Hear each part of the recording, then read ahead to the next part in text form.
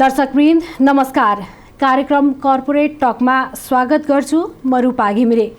दर्शकवृन्द यो कार्यक्रममा हामी विशेष गरी अर्थतन्त्र र योसँग सम्बन्धित विभिन्न पक्ष र आयामसँग सम्बन्धित भएर छलफल गर्ने गर्छौं। यसै सिलसिलामा आजको कार्यक्रममा हामी पर्यटन क्षेत्र र योसँग सम्बन्धित एकजना अतिथिसँग संवाद गर्न गइरहेका छौं।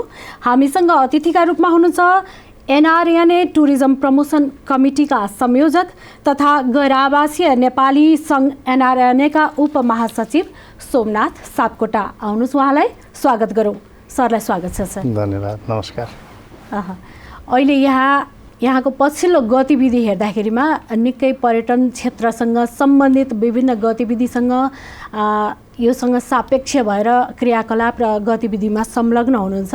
पछिल्लो समय यहाँ बाढी पीडितसँग सम्बन्धित ती पीडितहरूलाई पनि उद्धारको कार्यमा पनि खटिराख्नु भएको छ हैन। समग्रमा हेर्न पर्दा नेपालको पर्यटन क्षेत्रलाई अहिले यहाँले कसरी मूल्याङ्कन गर्नुहुन्छ? किनकि सरकारले चाहिँ अहिले पर्यटकीय गतिविधि बढेको, पर्यटन क्षेत्र बिस्तारै चलायमान हुन थालेको भन्ने जस्ता सन्देशहरू पनि दिइरहेको अवस्था छ सरकारी तहबाट। कसरी केलाउनु भएको छ? धन्यवाद। सर्वप्रथम त गैर आवासीय नेपाली सङ्घ जो संसारका 70 भन्दा बढी देशमा बसोबास गर्ने नेपालीहरूको एउटा साझा सङ्गठन हो र यस संस्थाले स्थापना कालदेखि नै नेपालको पर्यटनलाई विश्व बजारमा पुर्याउनका लागि एउटा ब्रिजको रूपमा काम गर्दै आएको छ। म त्यो जुन गैर आवासीय नेपाली सङ्घको पर्यटन प्रबन्धन समितिको संयोजकको रूपमा काम गर्दै आइरहेको छु। यहाँले भने जस्तै नेपालमा यो पर्यटन क्षेत्र भनेको यो अर्थतन्त्रको मेरुदण्ड पनि हो। यसको माध्यमबाट नेपालको आर्थिक उन्नतिका लागि हामीले स्पेसिफिक काम गर्न सक्छौँ भनेर तथ्याङ्कले पनि भन्छ।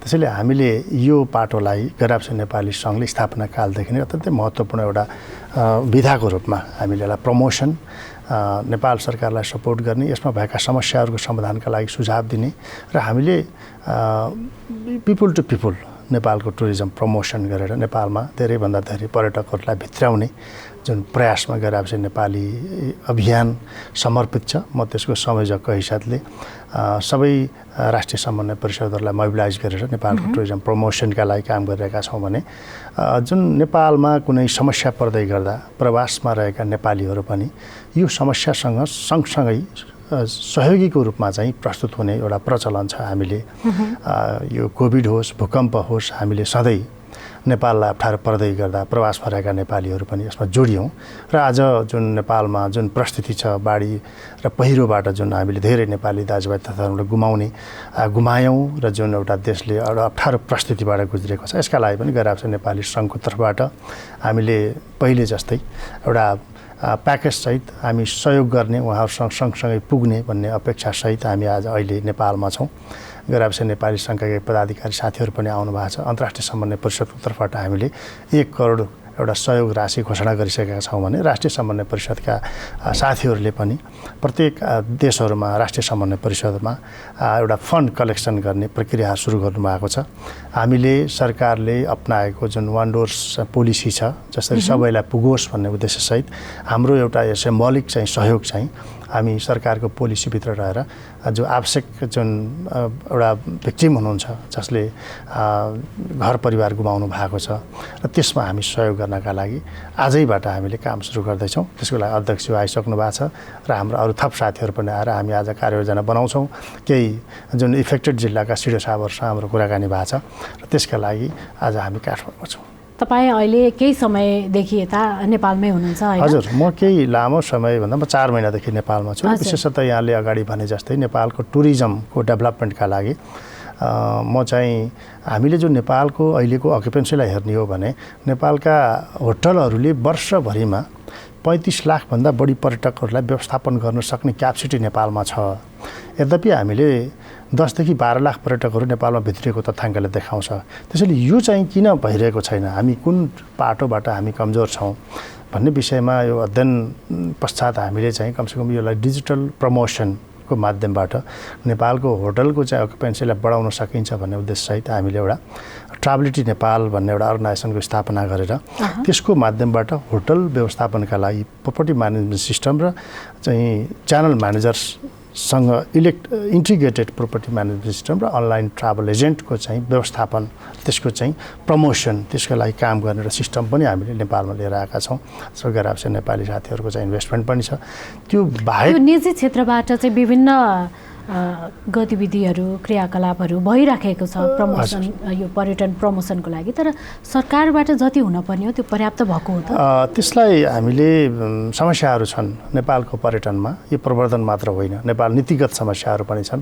नेपाल आफैमा एउटा भ्यालु डेस्टिनेसन हुँदै गर्दा पनि एउटा के छ भन्दा हामीसँग जुन कनेक्टिभिटीको समस्या छ, नेपाल सरकारको जुन चाहिँ एउटा अस्थिर नीति, जुन हामी सरकार चेन्ज हुने र सेक्युरिटीका कुरा, इन्फ्रास्ट्रक्चरका कुराहरू, सडकका कुराहरू, यी आफैमा समस्याहरू हुन्। त्यसैले सरकारले गर्दै गरेन भन्ने भन्दा पनि सबैको प्रयास हुँदाहुँदै पनि हामीले अपेक्षाकृत जुन पर्यटकहरूलाई नेपालमा भित्राउन सकिरहेका छैनौँ। यद्यपि प्रयास सबैको छ। जुन हामीले जुन प्रविधिसँगै यसको प्रमोसन, होइन, जसरी यसको प्रमोसन गर्नुपर्थ्यो त्यसमा कम भयो कि भन्ने कुरा तपाईँसँग म सहमत छु। यद्यपि प्रयासहरू भएका छन्।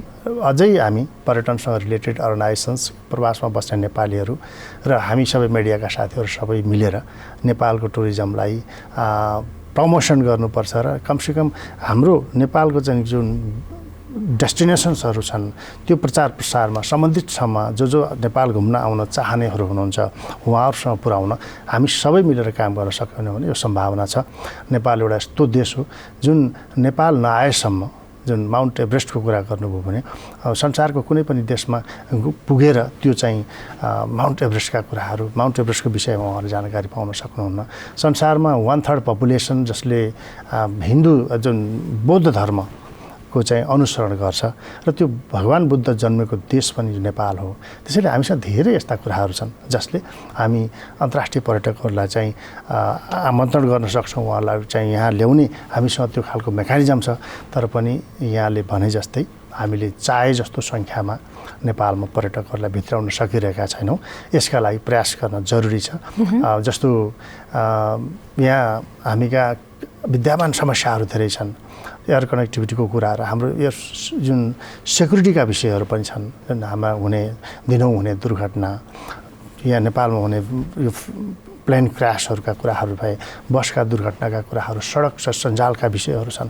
यस्ता कुराहरूले के गर्छ भन्दा यो डेस्टिनेसन सुरक्षित छैन भन्ने कुरा गलत म्यासेज छ। जस्तो अहिले नै यहाँ नेपालभित्रै रहिरहँदा भर्खरै केही समय अगाडि प्राकृतिक विपत्ति आइलाग्यो हामीमाथि, होइन?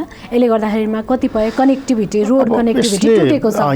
यसले हाम्रो देशमा प्रवेश गरिसकेका पर्यटकहरूमा चाहिँ कस्तो किसिमको असर पार्छ? किन भन्दा कोही विदेशबाट आउने पर्यटकहरू निश्चित समयका लागि निश्चित बजेटसहित एउटा डेस्टिनेसनमा आउँछन्। नेपालमा पनि त्यस्तै खालका पर्यटकहरू नेपालमा आउनुहुन्छ, जसको एउटा समस्या जुन हामीले अनएक्सपेक्टेड जुन एउटा हडल्स अहिले बेहोरिरहेका छौँ। सडक सञ्जाल विच्छेद छ, हवाई यात्रा चाहिँ बन्द छ। त्यसले के गर्छन्, उहाँहरूको जुन सेड्युल छ त्यो सेड्युल डिस्टर्ब भएको छ। त्यसैले यस्ता कुराहरूले के गर्छ, नेगेटिभ इम्प्याक्ट पारिसकेपछि आइसकेकाले त्यो चाहिँ हडल्स बेहोरिराख्नु भएको छ, उहाँको लागि त्यो चाहिँ नेगेटिभ चाहिँ इम्प्याक्ट पर्यो। जो आउनेहरूका लागि पनि नेपाल एउटा चाहिँ सुरक्षित छैन भन्ने खालको मेसेज जाने हुनाले यहाँ जस्तो एउटा तथ्याङ्कले के भन्छ भन्दा गत वर्ष जुन हाम्रो यो पिरियडमा सेप्टेम्बर अक्टोबरमा हुने नम्बर थियो त्यो नम्बर घटेको छ। त्यसैले यसले चाहिँ दीर्घकालीन रूपमा यस्ता खालका जुन डिजास्टरहरूले नेपालमा समस्याहरू ल्याइरहेका छन्। यहाँलाई मैले अगाडि पनि भने जुन अर्थक्वेकले लामो समयसम्म त्यसलाई पछाडि धकेल्यो, कोभिडको कारणले हामी थलियौँ र अब यस्ता खालका जुन डिजास्टरहरू छन्, फ्लड भिक्टिम जस्ता अहिलेको यो पनि हाम्रो लागि एउटा चाहिँ अत्यन्तै ठुलो समस्याको रूपमा देखा परेको छ। यद्यपि यसका बावजुद पनि नेपालको पर्यटन क्षेत्रको सम्भावना छ।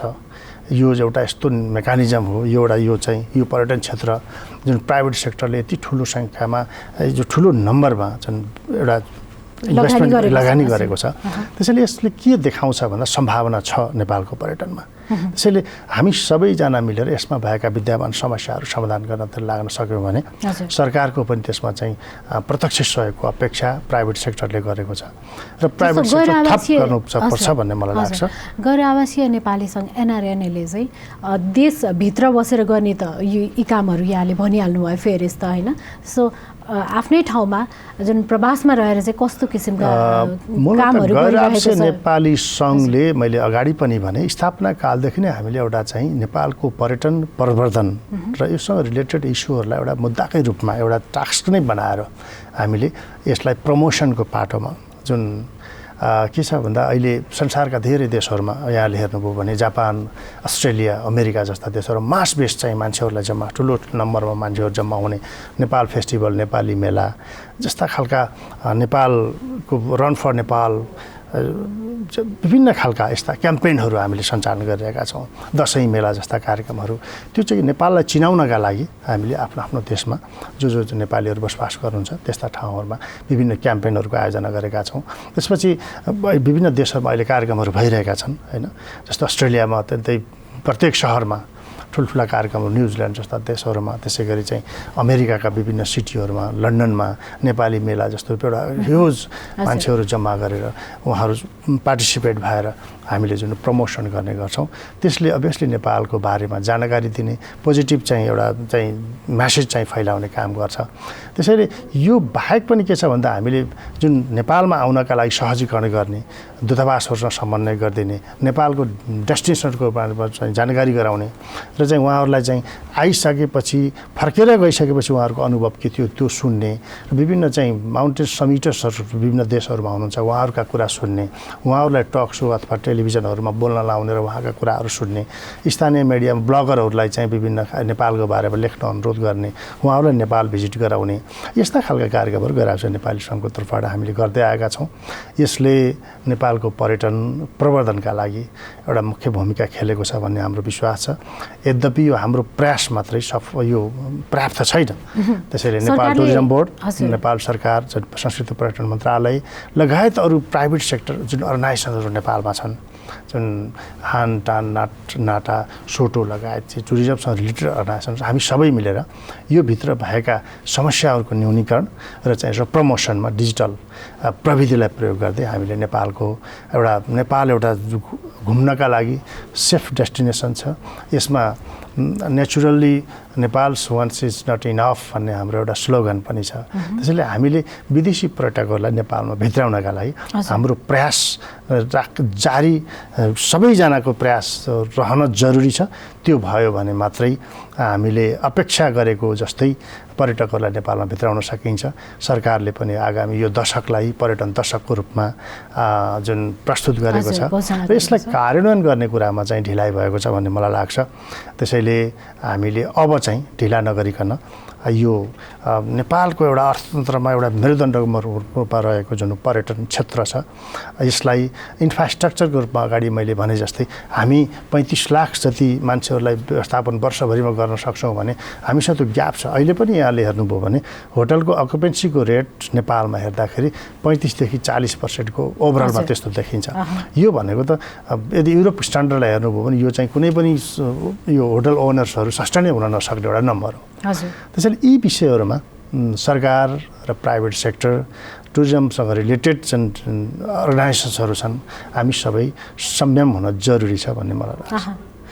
अहिले यहाँले जुन किसिमको कुराहरू गर्नुभयो नि एनआरएनएको चाहिँ ठ्याक्कै भन्नु पर्दाखेरिमा अलिकति होटल सेक्टरमा चाहिँ अलिक बढी लगानी भित्रिएको हो कि जस्तो पनि बुझिन्छ। गैर नेपाली सङ्घको तर्फबाट यो डायस्पोरा आफैमा एउटा त्यति धेरै पुरानो डायस्पोरा होइन। हामी 30 वर्षदेखि विश्वका विभिन्न देशमा अवसरको खोजीमा छौँ र केही समय हामीलाई सेटल हुनका लागि त्यो देशमा व्यवस्थित आफूलाई पनि व्यवस्थापन गर्नका लागि समय लाग्यो। यद्यपि गैर नेपाली सङ्घका अलिकति अरू लगानीका क्षेत्रमा चाहिँ अलिकति लगानी विविधीकरण गर्न नखोजेको हो कि जस्तो देखिन्छ। मैले तपाईँले हेर्नुभयो गैर नेपाली सङ्घको स्वास्थ्य क्षेत्रमा गैर नेपालीहरूको स्वास्थ्य क्षेत्रमा अत्यन्तै ठुलो इन्भेस्टमेन्ट छ नेपालमा। हाम्रो पूर्व अध्यक्ष उपेन्द्र महतोज्यूले नेपालमा अत्यन्तै ठुलो इन्भेस्टमेन्ट गर्नुभएको छ। ब्याङ्किङ सेक्टरमा जीवा लामिछानेजीले ठुलो इन्भेस्टमेन्ट छ। त्यसै गरी अरू जुन हाम्रा अध्यक्षहरू हुनुहुन्छ उहाँहरूको विभिन्न सेक्टरमा चाहिँ एउटा ठुलो इन्भेस्टमेन्ट आएको छ। यद्यपि यहाँले भने जस्तै होटल सेक्टरमा पनि जुन हस्पिटालिटी सेक्टरमा पनि धेरै गैर नेपालीहरूको इन्भेस्टमेन्ट नेपालमा छ। यद्यपि अझै थप चाहिँ इन्भेस्टमेन्टहरू हुँदैछन्। त्यसैले एउटा सहजीकरण चाहिँ सरकारले त्यो खालको वातावरण सिर्जना गर्न जरुरी छ भन्ने हामीलाई लाग्छ। जुन गैर-आवश्यक नेपाली सङ्घले स्थापना कालदेखि नै एकपटकको नेपाली सधैँको नेपाली हुन पाउने जुन एउटा सरकारसँग एउटा अनुरोध गरेको छ। त्यसैले त्यसमा नेपालको संविधान 2072ले गैर-आवश्यक नेपालीहरूलाई नेपाली नागरिकता प्रदान गर्न सक्ने भन्ने व्यवस्था अनुरूप अहिले त्यो इम्प्लिमेन्ट चाहिँ भएको छ, जुन अहिले कार्यान्वयन भएर हामीले त्यो नागरिकता लिइसकेका छौँ। यद्यपि त्यो नागरिकताले त्यो नागरिकतालाई यहाँका सबै अड्डाहरूले चिनिसकेका छैनन्। त्यसैले त्यो चाहिँ त्यसमा के छ भन्दा त्यसको चाहिँ अब इम्प्लिमेन्टेसनमा सरकारले रोल खेलेर सहज रूपमा गैर-आवश्यक नेपालीहरूले चाहिँ यो नेपालको संविधानमा व्यवस्था भएअनुसार राजनीतिक अधिकार बाहेक नेपाली वा सो सरह अधिकार प्राप्त गर्ने गरी त्यो चाहिँ इम्प्लिमेन्टेसन भयो भने त्यो नागरिकता इम्प्लिमेन्ट भइसकेपछि अझ थप लगानी ल्याउनका लागि सहज हुन्छ भन्ने मलाई लाग्छ। यद्यपि यो हस्पिटालिटी सेक्टरमा मात्र नभएर गैर-आवश्यक नेपालीहरूको कृषि, हाइड्रो, अरू आइटी लगायत विभिन्न सेक्टरमा इन्भेस्टमेन्ट छ, अझै थप आउँछ भन्ने कुरा मलाई विश्वास छ। गैर आवासीय नेपालीहरूमा आफैमा पनि कहिलेकाहीँ चाहिँ आन्तरिक विवाद किचलो देखिन्छ कि विभिन्न यो राजनीति यो भित्र लाग्ने राजनीतिका कुराहरू भए होइन, चुनावको बेलामा अझै बढी यो चाहिँ बाहिर आउँछ। यो किसिमको विवादहरूमा आफै रुमलिरहेको त्यो एउटा अर्गनाइजेसनले भनौँ न सङ्घले फेरि नेपालको समृद्धिमा नेपालको उसमा चाहिँ फेरि त्यस्तो ठुलो भूमिका खेलिहाल्छ भन्ने किसिमको आशा अपेक्षा कसरी गर्न सकिन्छ? जुन तपाईँले यसलाई मैले पोजिटिभ रूपमा लिन अनुरोध गर्छु। जुन के छ भन्दा हाम्रो यो डायस्पोराको इतिहास त्यति लामो पनि छैन। हामी 30 वर्षदेखि विश्वका विभिन्न देशमा जाने प्रचलन बढेको छ र हामीले एउटा यस्तो डायस्पोरा हो, गौरव गर्न लागेको डायस्पोरा यो चाहिँ सङ्गठन भन्छु म चाहिँ। यो संसारमा यो डायस्पोराहरू युनाइटेड भएको इतिहासमा यो मैले देखेकोमा पहिलो हो जसरी ग्रोन अप भएको छ। जुन हामीले 2003मा स्थापना गरेर आज 20-21 वर्षको चाहिँ अवधिमा जुन राज्य जहाँ पुग्न सकेको छ त्यहाँ गैर-आवश्यक नेपाली सङ्घ पुगेको छ। त्यसैले यसलाई नेगेटिभली हेर्नुभन्दा पनि यो चाहिँ एउटा अत्यन्तै लोकप्रिय सङ्गठन स्थापना भएपछि यसको नेतृत्व गर्ने विषयमा केही साथीहरूका इन्ट्रेस्ट रहने कुरा त्यो नेगेटिभ होइन। यहाँले भने जस्तै कहीँ न कहीँ 10औँ र 11औँ महाधिवेशनमा गैर-आवश्यक नेपाली सङ्घ केही विवादमा चुक्यो। यद्यपि हामी ती सबै समस्याहरू समाधान गरेर विगतमा भएका कमी कमजोरीहरू सच्याएर एउटा प्रवासमा बस्ने नेपालीहरूको एउटा चाहिँ गर्विलो सङ्गठन र देशले भरोसा गर्ने एउटा चाहिँ प्रवासमा बस्ने नेपालीहरूको एउटा गर्विलो सङ्गठन बनाउनका लागि हामी त्यो क्षेत्रमा काम गरेका छौँ। कहीँ यो के हो भन्दा यो सङ्गठन स्थापना भयो, स्थापना भइसकेपछि यसको एउटा के भयो भन्दा हामीले यसलाई भावनात्मक रूपमा चाहिँ अगाडि लग्यौँ। त्यो कारणले पनि कहीँ न कहीँ पछि त्यसले हामीलाई त्यसको नेतृत्वको कारण जुन नेतृत्व कसले गर्ने भन्ने विषयमा केही समस्याहरू आए। यो चाहिँ के हो भन्दा यो नेगेटिभ वेले भन्दा पनि यो पोजिटिभ एउटा चाहिँ यो प्रोडक्टिभ भनौँ न एउटा उपलब्धिमूलक सङ्गठन एउटा चाहिँ राम्रो खालको सङ्गठन भएर धेरै साथीहरूले त्यो इन्ट्रेस्ट देखाउनु भयो। नेतृत्व गर्नका लागि चाहिँ होडबाजी हुनु भनेको त त्यो राम्रै एउटा सङ्गठन हो भन्ने कुरा चाहिँ आफैले प्रमाणित गर्छ। त्यसैले यहाँलाई म कसरी बुझ्न अनुरोध गर्छु भन्दा त्यो अरू कुनै आन्तरिक समस्या चाहिँ होइनन्। नेतृत्वको विषयलाई लिएर केही कसले गर्ने भन्ने विषयमा निर्वाचन प्रक्रियामा भएका विवादहरू तिनीहरू थिए। तैपनि त्यो अहिले चाहिँ सर्वोच्च अदालतमा केही हाम्रा अगाडि पछाडिका केही मुद्दाहरू थिए, ती सबै सल्टिएर अहिले चाहिँ सर्वोच्च अदालतले हामीलाई 11औँ महाधिवेशनबाट जुन एउटा टिम निर्वाचित भएको थियो त्यसलाई काम गर्नु भनेर चाहिँ एउटा निर्णय चाहिँ आएको छ। त्यसैको आधारमा हामीले एउटा सङ्गठनलाई सुचारू रूपमा अगाडि चलाइरहेका छौँ। केही साथीहरू असन्तुष्ट साथीहरू केही हुनुहुन्छ, उहाँहरूसँग पनि हामी संवादमा छौँ। United we stand, divided we fall. हामी चाहिँ युनाइटेड भएर अगाडि बढ्नुपर्छ भन्ने प्रयाससहित हामी उहाँहरूसँग पनि छलफलमा छौँ। त्यसैले यो चाहिँ यसको विकल्प छैन। त्यसैले हामी सच्चिन जरुरी छ। यहाँले भने जस्तै कहीँ कमी कमजोरी रहे भन्ने कुरामा म तपाईँसँग सहमत छु। यद्यपि त्यो बिग्रेको केही पनि छैन। त्यसैले हामी चाहिँ डुइङ बाई लर्निङ हामीले के भएका कमी कमजोरीहरू सच्याउँदै अगाडि बढ्छौँ र नेपालले अपेक्षा गरे जस्तै प्रवासमा बस्ने नेपालीहरूले अपेक्षा गरे जस्तै यसलाई एउटा चुस्त दुरुस्त सङ्गठनको रूपमा अगाडि बढाउँछौँ। अहिले नेपालको अर्थतन्त्र चाहिँ विशेष गरी यो रेमिट्यान्समा चाहिँ अत्यन्त निर्भर छ र रेमिट्यान्सले धानेको अर्थतन्त्र पनि भन्ने गरिन्छ। यसरी नेपालका युवाहरू विदेशी नै प्रवासमा रहने, विदेशमा रहने र उनीहरूले पठाएको रेमिट्यान्सले नेपालको अर्थतन्त्र धानिएकोमा सरकारले चाहिँ सगौरव यो उपलब्धि मानेर बाह्य क्षेत्र हाम्रो चाहिँ एकदमै मजबुत छ भन्ने गरेको छ हैन। गैर आवासीय नेपाली सङ्घ एनआरएनएलले चाहिँ कसरी लिएको छ यो राम्रो हो? यो युवाहरूलाई विदेश पठाएर रेमिट्यान्समा खुसी हुनु ठिक हो? यसलाई म तपाईहरुलाई यो संसारको प्रचलन के छ भन्दा कोही पनि अवसरको खोजीमा एउटा देशबाट अर्को देशमा जाने अथवा एक ठाउँबाट अर्को ठाउँमा सर्ने यो चाहिँ रेगुलर प्रक्रिया हो। तर हाम्रो देशको त्यो बाध्यता हो। यो अवसर भन्दा पनि नेपालको तथ्याङ्कलाई हेर्नुभयो भने प्रत्येक वर्ष 5 देखि 5.5 लाख युवाहरू रोजगारका लागि तयार हुन्छन् भने राज्य संयन्त्रसँग चाहिँ कमसेकम 1.5-2 लाख मान्छेहरूलाई व्यवस्थापन गर्ने त्यो मेकानिजम हामीसँग एभाइलेबल छ। त्यसैले बाध्य भएर 3-4 लाख युवाहरूले चाहिँ विश्वका विभिन्न देशहरूमा अवसरको खोजीमा जानुपर्ने एउटा परिस्थिति निर्माण भएको छ। त्यसले के देखाउँछ भन्दा राज्यले आज त्यसको अर्थतन्त्रको मोर देन 27% चाहिँ रेमिटेन्सले चाहिँ जिडिपीलाई कन्ट्रिब्युट गर्छ। यहाँले भने यो चाहिँ देशको लागि राम्रो लक्षण चाहिँ होइन। रेमिटेन्सले देश चलाउँछु भन्ने कुरा यो ठिक चाहिँ होइन। तर पनि नेपालको परिवेशमा यो हाम्रो बाध्यता हो। यसलाई रोक्न सकिँदैन, तर व्यवस्थित गर्न जरुरी छ। कसरी गर्नु? वैदेशिक रोजगारलाई हामीले जुन एउटा प्रवर्धन होइन त्यसलाई व्यवस्थित गर्नु पर्यो। जुन क्वालिफाइड मेन पावरहरूलाई पठाउन सकियो त्यो सरकारले त्यो चाहिँ पोलिसी चेन्ज गर्नुपर्ने हुन्छ।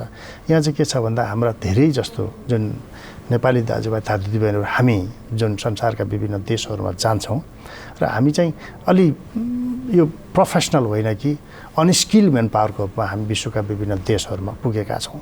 त्यसैले त्यो खालको स्किल मेन पावरको रूपमा चाहिँ बाहिर पठाउन जान रोक्नु हुन्छ भन्ने मलाई लाग्दैन।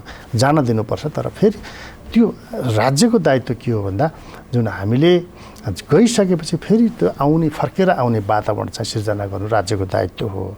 त्यो बाहेक चाहिँ म अर्को एउटा के विषयलाई चाहिँ जोड्छु भन्दा जसले जो त्यहाँ बस्दै गर्दा जसले जे सिप पुँजी अनुभव चाहिँ सङ्घाल्यो त्यसले राज्यलाई त्यो चिजलाई राज्यले प्रयोग गर्न सक्नुपर्छ। हामी त्यसमा चुकिरहेछौँ भन्ने छ हाम्रो बुझाइ चाहिँ त्यो हो। जुन आज यहाँले भने जस्तै अराउन्ड 30% जिडिपीमा आउने जुन कन्ट्रिब्युसन चाहिँ त्यो रेमिटेन्सले गर्छ, तर त्यो प्रोडक्ट सेक्टरमा त्यो खर्च भइरहेको छैन।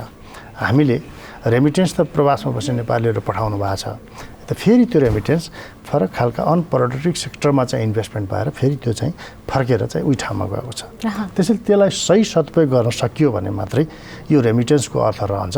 यद्यपि म तपाईँसँग के कुरामा सहमत छु भन्दा रेमिटेन्सबाट जुन युवा शक्ति पलायन भएर देशका लागि चाहिने अत्यन्तै यो जुझारु युवा जुन यो पलायन भयो भने यो चाहिँ देशको लागि यो राम्रो सङ्केत चाहिँ होइन। त्यसैले जतिसक्दो बढी युवाहरूलाई नेपालमा एङ्गेज गराउने खालको मेकानिजम उद्योग धन्दाको स्थापना त्यो चाहिँ सरकारले गर्नुपर्छ।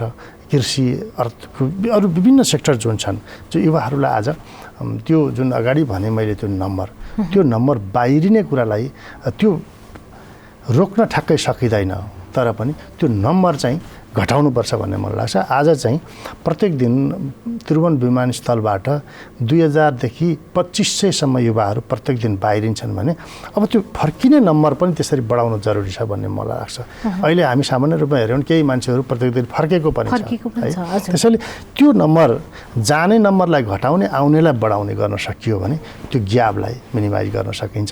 र सरकारले चाहिँ रेमिटेन्स जुन साना देशहरूमा जाने नेपाली दाजुभाइ तथा दिदीबहिनीहरू हुन्छ उहाँहरूको त्यो रेमिटेन्सलाई यो सही बाटोबाट भित्राउने र त्यो रेमिटेन्सलाई पनि व्यवस्थापन गर्न सरकारले पोलिसी ल्याउन जरुरी छ। त्यो भयो भने जस्तो तपाईँले अहिले मिडल इस्टमा जाने नेपाली दाजुभाइ तथा दिदीबहिनीहरू 1.5 लाख रुपियाँ कमाउनुहुन्छ भने त्यो एउटा त्यस्तो खालको उहाँले त्यहाँबाट त्यो सही च्यानलबाट यहाँ पैसा आइसकेपछि उहाँहरूले कमसेकम राज्यले त्यो खालको ग्यारेन्टी गर्न सक्नु पर्यो। तपाईँहरूले यो सेक्टरमा लगानी गर्नुहोस्, हामी सँगै छौँ, तपाईँ फर्केर आउँदा यसको चाहिँ हामी यति प्रतिफल दिन्छौँ भन्ने खालका सरकारले त्यस्ता खालका कार्यक्रम ल्यायो भने त्यो दुईटाको हिसाबले त्यो चाहिँ फलदायी रहन्छ। एउटा चाहिँ जुन अहिले गलत तरिकाबाट भित्रिएको रेमिटेन्स छ जुन हाम्रो काउन्टमा छैन, इन्फर्मल च्यानलबाट आएको छ, त्यसले अझै जिडिपीमा अझै राम्रो चाहिँ देशलाई चाहिँ राम्रो गर्छ। दोस्रो कुरो जसले उहाँ बसेर केही रेमिटेन्स चाहिँ नेपालमा पठाउनु भयो जुन त्यो प्रोडक्टिभ सेक्टरमा इन्भेस्टमेन्ट भइसकेपछि फर्केर आइसकेपछि पनि उसको चाहिँ आगामी जीवन चाहिँ राम्रो हुने भयो भन्ने मलाई लाग्छ र त्यसको लागि सरकारले यो पोलिसी लेभलमा त्यस्ता खालका कार्यक्रमहरू ल्याएर यो रेमिटेन्सको सही सदुपयोगका लागि काम गर्नुपर्छ भन्ने हाम्रो सरकारलाई अनुरोध पनि छ। हामीले केही यसमा भएका विसङ्गति समस्या जुन प्रवासमा बस्दै गर्दा वैदेशिक रोजगार नेपालीहरूले भएका समस्याहरू त्यसको समाधानका लागि के गर्नुपर्छ भनेर हामीले राज्यसँग त्यो विषयमा हाम्रो कार्यदलै बनाएर त्यसको अध्ययन अनुसन्धान गरेर अब प्रवासमा बस्ने नेपालीहरू सामाजिक सुरक्षा कोषमा जोड्नुपर्छ भन्ने हाम्रै माग थियो। आज उहाँहरू त्यसमा पनि जोडिनु भएको छ। त्यसले के भन्छ भन्दा हुँदैन भएको चाहिँ होइन, यद्यपि अझै धेरै कुराहरू यो चाहिँ अत्यन्तै भ्याग ठुलो छ। यो चाहिँ वैदेशिक रोजगारमा जाने र रेमिटेन्ससँग जोडिएको विषय भनेको सामान्य विषय चाहिँ रहेन नेपालको लागि। त्यसैले हामी यसलाई व्यवस्थित र मर्यादित वैदेशिक रोजगार होइन जसले अनस्किल मात्रै होइन स्किल म्यान पावर चाहिँ बाहिर जाँदैमा केही बिग्रदैन, जानुहुन्छ तर देशलाई नै नपुग्ने गरी युवाहरू बाहिरिनु हुँदैन भन्ने हो। त्यसको लागि सरकारले पोलिसी लेभलमै काम गर्न जरुरी छ भन्ने हामी बुझ्छौँ। भनेपछि स्किल्ड म्यान पावर पठाउन सक्यो भने त्यत्तिकै नै क्वालिटेटिभ हामीले रेमिटेन्स भित्राउन सक्छौँ। हजुर एकदम।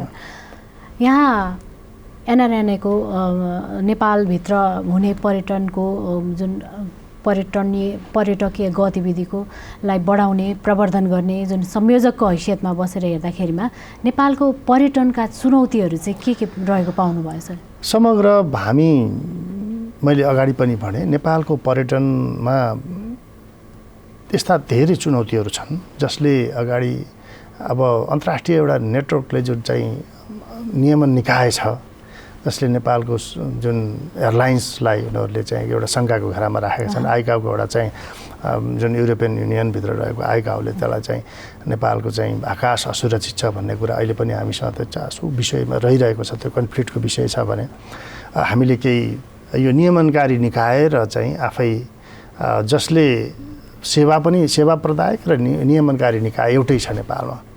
त्यसैले आइकाओले त्यसैमाथि क्वेसन उठाइरहेको छ। यी खालका समस्याहरू भए मैले अगाडि भने कनेक्टिभिटी प्राधिकरणलाई टुक्राउनुपर्छ भन्ने छ। दुईटा म आफै क्वेसन बनाउने म आफै क्वेसन त्यो चेक गर्ने भन्ने कुरा सायद त्यो चाहिँ नमिल्दो हो भन्ने हामीलाई पनि लाग्छ। यी क्वेसन उठिसकेपछि त्यसको व्यवस्थापन गर्न राज्यले गर्न जरुरी छ भन्ने हामी देख्छौँ। र अगाडि कनेक्टिभिटीका कुरा मैले गरेँ, सिधै नेपाललाई जोड्ने विश्वसँग जोड्ने जुन एयरलाइन्सहरूको चाहिँ फ्रिक्वेन्टली त्यो पनि कम हो भन्ने हामी बुझ्छौँ। नेपालको आफ्नै ध्वजावाहक विमान नहुनु होइन, हामी आज कुनै समयमा हाम्रो जहाज चाहिँ लन्डन जर्मन पेरिस पुग्थ्यो भने आज हामी खुम्चिएर हामी मिडल इस्टमा मात्रै छौँ। त्यसैले यो खालको चाहिँ इन्भेस्टमेन्ट बढाउन जरुरी छ। र चाहिँ आफैमा नेपालमा जुन मैले अगाडि पनि जोडेँ जुन नेपाल सुरक्षित डेस्टिनेसन हो भन्ने कुरा ट्रस्ट चाहिँ जित्न जरुरी छ भन्ने मलाई लाग्छ। हामीले ट्रस्ट गुमाएका छौँ धेरै ठाउँमा। यी दिनौँ जस्तो हुने महिनौँ जस्तोमा हुने यी चाहिँ दुर्घटनाहरूले पनि संसारमा हाम्रो चाहिँ आकाश हामीप्रति चाहिँ अविश्वास चाहिँ पैदा भएको छ। त्यसैले यसमा राज्य सम्बन्धित निकाय एउटा यसमा गम्भीर हुन जरुरी छ। भोलि यस्तै रह्यो भने भोलि एउटा ठुलो समस्या नेपालको हवाई क्षेत्र नेपालको पर्यटन क्षेत्रमा अझै समस्या पर्ने र हामी कहीँ न कहीँ यसले जुन अहिले हामीले अपेक्षा गरेका छौँ जुन हामी 10-12 लाखको चाहिँ नम्बरमा चाहिँ पर्यटकहरू आउने गर्छन् भने भोलि यस्तै अवस्था रह्यो भने अझै सङ्कटमा पर्ने सम्भावना रहेछ। हजुर, यहाँ अहिले भरतपुर भ्रमण भिजिट भरतपुरको पनि प्रवर्धनमा जुटिराख्नु भएको छ होइन?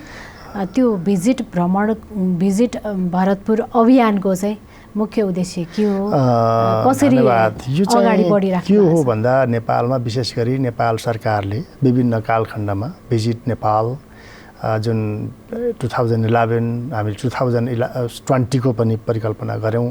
कोभिडको कारणले त्यसलाई सम्पन्न गर्न सकेनौँ। यो जब गणतन्त्रपछि विभिन्न पालिकाहरू अथवा जिल्लाहरू अथवा चाहिँ क्षेत्रहरूले पनि आफ्नो चाहिँ यो स्थानीय चाहिँ यो पर्यटनलाई चलायमान गराउन समग्र यसले नेपालको अर्थतन्त्रलाई नै सपोर्ट गर्ने हो। यद्यपि भरतपुर महानगरपालिकाले एउटा चाहिँ यो 2024लाई एउटा भिजिट घुमौँ भरतपुरको नारासहित एउटा कार्यक्रमको आयोजना गरेर अहिले नेपालमा आएका पर्यटकहरूलाई कमसेकम पनि एउटा चाहिँ नेपालको यो भरतपुर भनेको तेस्रो डेस्टिनेसन हो सबैभन्दा भिजिट गर्नेहरू मध्येको। त्यसैले त्यहाँ घुम्न प्रेरित गरेर संसारभरि रहेका जुन चितवनबाट विश्वका विभिन्न देशमा रहेका नेपालीहरूलाई पनि कमसेकम अहिले चाहिँ नेपाल भिजिट गर्दै भरतपुरमा भिजिट गर्नका लागि एउटा क्याम्पेनको रूपमा अहिले चाहिँ यो 2024लाई जुन यो भरतपुर भ्रमण वर्षको आयोजना गरेको छ। यसको उद्देश्य भनेको यो कमसेकम भरतपुर चितवनको अर्थतन्त्र चलायमान होस् भन्ने उद्देश्य त्यो कार्यक्रमको आयोजना गरिएको छ। मलाई लाग्छ यो सङ्ख्यात्मक रूपमा यो अभियानले एउटा सुधारात्मक एउटा सङ्केत हामीलाई दिएको छ। विश्वका विभिन्न देशहरूबाट स्थानीय सरकारका प्रतिनिधिहरू आउने र चाहिँ नेपालमा आइसकेका पर्यटकहरूको सङ्ख्या बढेको भनेर हाम्रो तथ्याङ्कले देखाएको छ। हामीलाई जानकारी प्राप्त भएअनुसार जुन नर्मली 5 लाख चाहिँ आन्तरिक र 2.5 लाख चाहिँ बाह्य पर्यटकहरूले भिजिट गर्छन् भन्ने हाम्रो अपेक्षा थियो। मलाई लाग्छ यो सङ्ख्या गत वर्षको भन्दा केही % चाहिँ बढेको छ। यद्यपि हामीले जति अपेक्षा गरेका थियौँ त्यो इन्फ्रास्ट्रक्चर र विविध कारणहरूले गर्दा देशको परिस्थितिको कारणले पनि हामीले अपेक्षा गरे जस्तो ठ्याक्कै भिजिट भरतपुर 2024 त्यस्तो तपाईँले जान्न खोजे जस्तो सक्सेस हामी फुल्ली सक्सेस गर्न सकिरहेका छौँ। यद्यपि हामीसँग समय छ, विभिन्न कार्यक्रमहरूको आयोजना गरिएको छ। अब यो अक्टोबरको 25मा ओल्ड हेरिटेज म्याराथन भनेर हामीले आयोजना गरेका छौँ। यस्ता कार्यक्रमहरूले पनि बाह्य तथा आन्तरिक पर्यटकलाई चाहिँ त्यहाँ आकर्षित गर्नेछ र भरतपुर लगायत चितवन र समग्र नेपालको अर्थतन्त्रलाई यसले चाहिँ चलायमान बनाउँछ भन्ने हाम्रो अपेक्षा छ। जस्तो यहाँले भिजिट भरतपुर 2024 को कुरा गर्दै गर्दा भरतपुर भनेको त चितवनभित्र पर्यो र चितवनको सौराहा त नोन नै प्लेस हो नि त पर्यटकीय गतिविधिको लागि त होइन। त्योभन्दा विकल्पमा चाहिँ जस्तो अलिकति भर्जिन डेस्टिनेसनहरू जुन पर्यटकीय सम्भावना पर्याप्त बोकेको छ तर त्यहाँ पर्यटक तान्न सकिएको छैन होइन। नेपालका सुदूरपश्चिमका खप्तडे एरियाहरू भए अथवा मनाङहरू भयो होलान् अथवा अन्य गन्तव्यहरू पनि छ नि त। ती क्षेत्रहरूमा चाहिँ पर्यटकीय गतिविधिलाई बढाउनको लागि प्रवर्धनको लागि चाहिँ के छ तपाईँहरूको तयारी? यसमा विशेष त अहिले यहाँले भने जस्तै हामी ओभरअल नेपालकै 7 प्रदेशमा होइन अहिले अब यस्ता खालका कार्यक्रमहरू आयोजना हुन्छन्, गरिराख्नु भएको छ, प्रयास गरिराख्नु भएको छ। अहिले पूर्व कोशीले आगामी वर्षलाई कोशी प्रदेशले चाहिँ एउटा कोशी प्रदेश भ्रमण वर्षको रूपमा चाहिँ एनाउन्स गरिरहेको छ। त्यसैले यस्ता खालका क्याम्पेनहरू हुन जरुरी छ पर्यटन प्रवर्धनका लागि। यस्तो खालको क्याम्पेनहरूले के गर्छ अर्थतन्त्रलाई जुन पर्यटनलाई चलायमान बनाउँछ। त्यसैले यहाँले भने जस्तै अभियसली हामी जान जरुरी छ। पश्चिम नेपालका खप्तडदेखि लिएर बडी मालिकादेखि लिएर घोडाघोडी तालदेखि लिएर धेरै चाहिँ त्यस्ता क्षेत्रहरू छन् जुन पर्यटकीय हिसाबले अत्यन्तै महत्त्वपूर्ण छन्। त्यसैले यस्ता खालका कार्यक्रमहरूको यस्ता खालका क्याम्पेनहरूको त्यहाँको स्थानीय सरकार प्रदेश लगायत नेपाल सरकारको तर्फबाट पनि रिजन वाइज त्यस्ता खालका क्याम्पेनहरूको आयोजना गर्न सकियो भने मलाई लाग्छ यसले समग्र नेपालको अर्थतन्त्र र अन्तर्राष्ट्रिय बजारमा यसको प्रवर्धनका लागि पनि काम गर्छ। र हाम्रो तर्फबाट पनि हाम्रो प्रयास पनि के छ भन्दा फरक खालमा डेस्टिनेसन प्रमोसनका लागि हामीले आफ्नो क्षेत्रबाट काम गरेका छौँ। संसारमा विभिन्न देशबाट विभिन्न ठाउँमा जुन नेपालको विभिन्न ठाउँबाट प्रतिनिधित्व गर्ने साथीहरू त्यहाँ हुनुहुन्छ र हामीले त्यो प्रयास पनि यहाँले भने जस्तै पश्चिम नेपालको प्रवर्धनका लागि चाहिँ far west beautiful far west Nepal भनेर केही क्याम्पेनहरू त्यहाँबाट सुरु भएका छन्। पूर्वका लागि पनि अगाडि मैले भनिसकेँ त्यस्तै खालका कार्यक्रम र चितवन अलरेडी हाम्रो अहिले भिजिट भरतपुर 2024 छ। त्यसै गरी अरू पनि यस्तै खालको क्याम्पेनहरू हामी कन्टिन्यू गर्दै जान्छौँ। अब एनआरएनए भन्ने बित्तिकै आर्थिक रूपमा पनि अलिकति सम्पन्न भएको सङ्घको रूपमा लिइन्छ होइन। एनआरएनएले भोलिको दिनमा नेपालमा कुनै सङ्कट पर्दा अथवा चुनौतीहरू आउँदा गाह्रो साह्रो पर्दाखेरिमा एनआरएनएले नेपाललाई सपोर्ट गर्ने हिसाबले त्यो भरोसाको एउटा केन्द्रको रूपमा लिन सक्ने अवस्था छ कि छैन? यहाँहरू बिचमा मैले भनिराख्नु पर्दैन जस्तो लाग्छ। मैले अगाडि पनि भने हामी संसारको जुनै देशमा गए पनि हामीलाई यो नेपाल हामीसँग सँगसँगै हामी लिएर गएका छौँ। यहाँ अप्ठ्यारो पर्दै गर्दा संसारभरका नेपालीहरू सँगै रहन्छन् र जुन यहाँले हेर्नुभयो कोभिडको बेलामा होस् या भूकम्पको बेलामा गराब्से नेपाली सङ्घको सिङ्गो टोली नेपालमा आएर राहत लगायत हामीले गर्न सक्ने सहयोगका लागि हामी खट्यौँ। सरकारले जुन अनुरोध गरे बाबु चाहिँ हामीले बस्ती नै निर्माण गऱ्यौँ। त्यसैले मलाई के लाग्छ भन्दा हामीले त्यहाँ बस्दै गर्दा सिकेको सिप र पुँजीलाई नेपालमा भित्राउने विषय त रहँदै गयो। यद्यपि हामीले सोसियल चाहिँ कामहरू पनि हाम्रो तर्फबाट भएका छन्। हामी सँगसँगै जुन अहिले यहाँलाई मैले जानकारी गराउन चाहे अगाडि पनि मैले भने हामी अहिलेको वर्तमान अवस्था जुन छ, अहिले जुन ल्यान्डस्लाइड र जो चाहिँ फ्लडबाट चाहिँ नेपाली दाजुभाइ दिदीबहिनीहरू विक्षिप्त अवस्थामा हुनुहुन्छ, हामीले केही नेपाली दाजुभाइ दिदीबहिनी गुमायौँ पनि, यो अवस्थामा पनि हामी सँगै छौँ। हामी एउटा सिम्बोलिक, हामी सबै कुरा यसको समाधान त गर्न सक्दैनौँ, तर पनि हामी सरकारसँग अथवा यो समुदायसँग हामी सँगै छौँ भन्ने म्यासेज दिने गरी एउटा सिम्बोलिक रूपमा हामीले काम गर्दै आएका छौँ। र यहाँले भने जस्तै हामी आर्थिक रूपमा मात्र होइन हामीले सिकेको सिप पुँजी र अनुभवलाई पनि नेपालमा ल्याएर एउटा समृद्ध नेपाल निर्माण गर्ने अभियानका लागि हामी नेपाल सरकारसँग सँगै छौँ। हामी साझेदारको रूपमा काम गर्न चाहन्छौँ।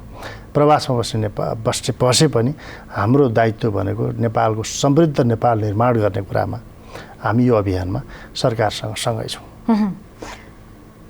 एनआरएनए आफैमा चाहिँ एनआरएनए आफैभित्र चाहिँ कुनै समस्या जुन नेपालको सरकारको तर्फबाट चाहिँ यो किसिमको सहजीकरण गरिदिए हुन्थ्यो भन्ने किसिमको समस्यामा गुज्रेको चाहिँ छैन?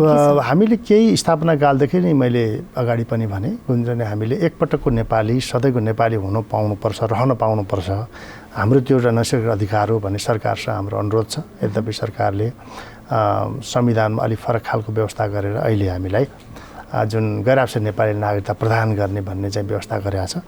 म चाहिँ फेरि पनि यो हामी नेपाली नै रहन पाउनुपर्छ भन्ने हाम्रो जुन अनुरोध छ, यो चाहिँ कुनै न कुनै समयमा यसको मूल्याङ्कन भएर एकपटकको नेपाली सधैँको नेपाली रहने व्यवस्था हुनेछ भन्ने मैले अपेक्षा राखेको छु। र यो कुनै एउटा यसले कसैलाई न सरकारलाई न हामीलाई कसैलाई चाहिँ घाटा गर्दैन, यो देशको लागि कुनै एउटा त्यसले असर गर्दैन। त्यसैले यस्ता विषयहरू भएर सहजीकरण चाहिँ अब इन्भेस्टमेन्ट ल्याउनका लागि पनि केही हर्डल्सहरू छन् नेपालमा। फ्रिक्वेन्टली चाहिँ आर्थिक कारोबार गर्ने खालको एउटा इन्भाइरोमेन्ट सरकारले क्रिएट गर्न सक्यो भने धेरैभन्दा धेरै इन्भेस्टमेन्ट नेपालमा ल्याउन र जुन अगाडि हामीले छलफल गरे जस्तै रेमिटेन्सलाई सिधै सही च्यानलबाट नेपालमा भित्राउन सकियो भने यसले अर्थतन्त्रमा चाहिँ एउटा महत्त्वपूर्ण भूमिका खेल्छ भने गैर आवश्यक नेपालीहरूलाई पनि नेपालसँग जोड्ने, हामी त पहिलो पुस्ताका गैर आवश्यक नेपालीहरू हुन्, अबको समस्या भनेको दोस्रो जेनेरेसनलाई कसरी नेपालसँग जोड्ने भन्ने छ। त्यसैले त्यसका लागि सरकारले विभिन्न खालका पोलिसीहरूमा चेन्ज गर्ने, सहज गराउने, स्टुडेन्ट भिजाका लागि फ्री गरिदिने, विभिन्न ट्रिपहरूमा अथवा भिजा फ्री गर्ने अथवा उहाँहरूले कसरी सहजीकरण गर्न सकिन्छ। हामी त आफ्नो देशको प्रति माया छ, हामी यहीँ बसेर गएर अब हाम्रो दोस्रो जेनेरेसन जुन छ उहाँहरू यो सम्बन्धबाट त्यो जेनेरेसन चाहिँ के छ भन्दा बाहिर छ। त्यसैले त्यो जेनेरेसनलाई नेपालमा आकर्षण गराउनका लागि पनि जोड्नका लागि पनि त्यस्तो खालका अट्याचमेन्ट बढाउनलाई पनि त्यो सहजीकरण, यो नागरिकता जस्ता इस्युहरू हडल्सहरू ल्याउने होइन, खुल्ला रूपमा छोड्नुपर्छ। र त्यो भयो भने हामी अझै त्यो बाहिरिएको जनशक्तिको प्रयोगबाट यो समृद्ध नेपाल निर्माण गर्ने अभियान सम्भव छ भन्ने हामी बुझ्छौँ। एनआरएनएले त आफ्नो देशमा, आफ्नो जन्मभूमिमा लगानी गर्नलाई तत्परता देखाउनु स्वाभाविकै रह्यो होइन?